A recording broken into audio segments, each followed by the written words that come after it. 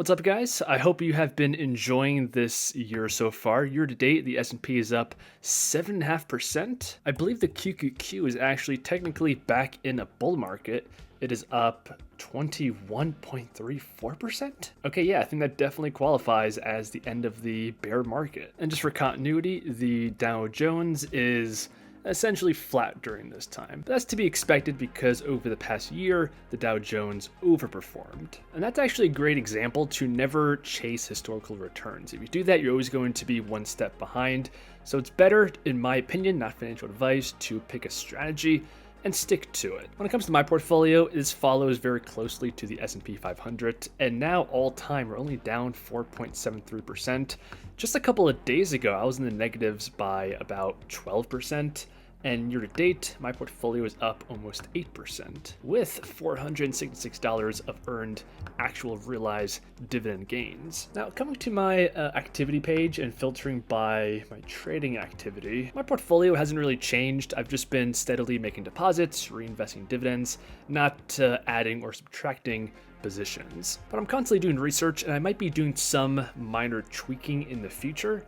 But one asset I have no intention of changing anytime soon is DIVO. The long-term total return of this asset has been very satisfactory to me. Of course, comparing it against something like VGT over the long term, it does of course fall behind. But luckily there's no rule that you can only invest in one style of fund, and I also invest in growth funds like VGT. But when you stack up DIVO against the other funds in its field, aka focusing on low volatility, high dividend, it is true that in terms of the return, SCHD is a better dividend fund, but DIVO does offer you that higher dividend yield. It pays you on a monthly basis, and you don't give up that much total return in exchange for those benefits. And again, there's no rule against investing in both of these funds. But with that said, DIVO is definitely not a perfect ETF. One of the biggest criticisms that I see you guys commenting on all the time is the lackluster growth rate in the dividend. And this is something I have definitely noticed. So they just declared their recent dividend payment for March of 2023, and it was just shy of 14 cents per share.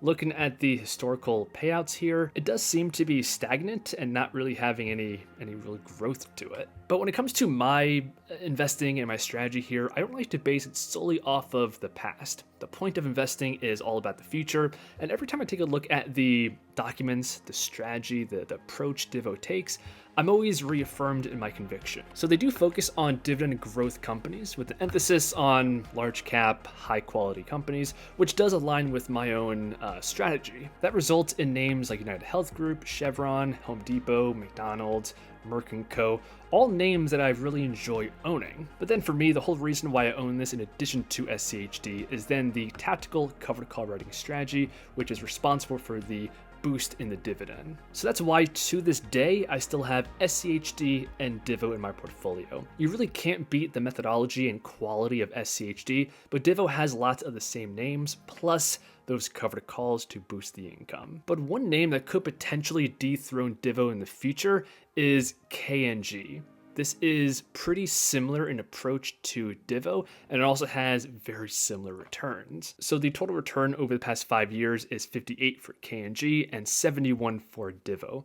If you change it up though over different time periods, like the past 3 years, then the returns are much more similar. And in some views, like year to date, KNG is actually ahead of DIVO. Now, the approach of KNG is actually a little bit different than DIVO. So instead of just handpicking high quality dividend growth names, they follow an index, and that's the S&P 500 Dividend Aristocrats. So very similar to an ETF like Noble. But the thing that makes KNG more like DIVO is that they also have a covered call strategy. So they employ a partial covered call strategy on no more than 20% of the value of the underlying Dividend Aristocrat stock. And that enables KNG to have a dividend yield of about 4%.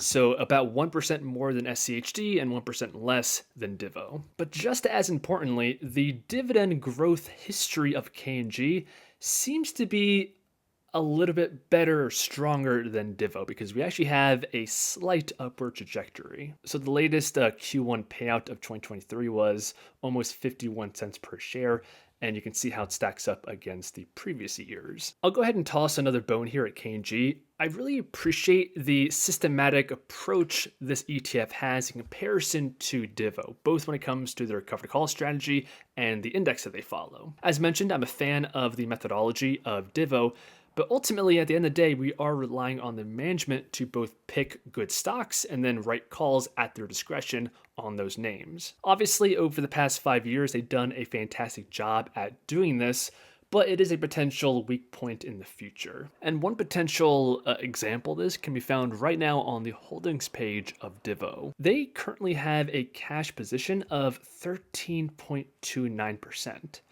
So over 10% of DIVO at the current moment, simply due to the decisions of management, is sitting idly. It's not employed and it's not helping to generate a return. There are many potential reasons for this. One of them that comes to mind is management thinks the market is a little bit overvalued right now, and they're keeping cash on the side to pounce on potential discounts in the future. But sitting on cash, DIVO being 13% cash right now, is potentially contributing to the lack of dividend growth right now.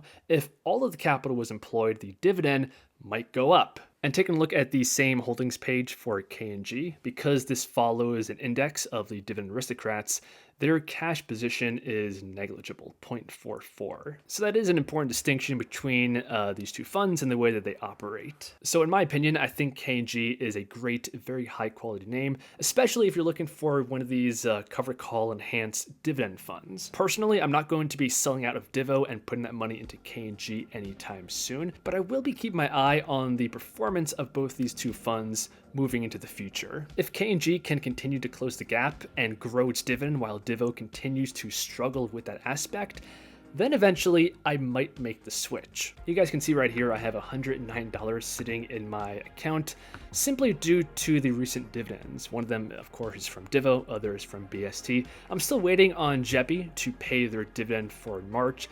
And once that happens, in my next video, I'll be giving you guys a portfolio update of the exact performance as well as all of my dividend income for the previous month. So make sure you guys are subscribed for that.